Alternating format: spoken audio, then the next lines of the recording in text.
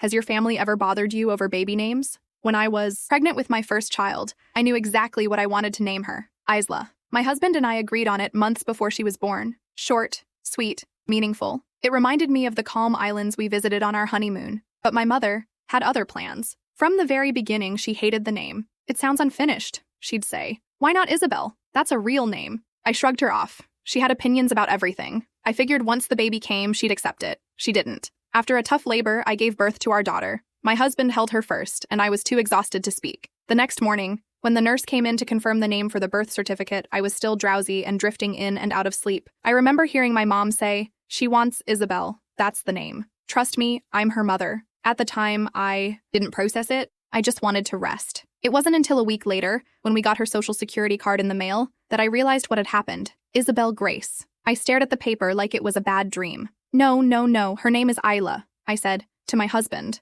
He looked confused. Your mom told them it was Isabelle, he said. I thought you changed your mind. I hadn't. I never changed my mind. I confronted my mom. She didn't even flinch. You'll thank me someday, she said. Isla sounds like something made up. No one's going to respect a name like that. I was furious. My own mother had taken away one of the first decisions I ever made for my daughter, her name, and replaced it without a second thought. I couldn't believe she'd done it while I was vulnerable and recovering. And what hurt even more, my husband hadn't fought back. I didn't want to start a fight with your mom, he said. You know how she gets. I spent the next month buried in paperwork and phone calls trying to reverse the name on every document. Every time I looked at a form with Isabelle on it, it felt like a scar. It wasn't just about a name. It was about control, disrespect, and betrayal. Eventually, after sending in a sworn affidavit and a court petition, I managed to fix everything. My daughter's name is now legally Isla, just as it should have been from day one. But my relationship with my mom, it's never recovered. I set strict boundaries. She doesn't get to babysit. She doesn't get unsupervised visits.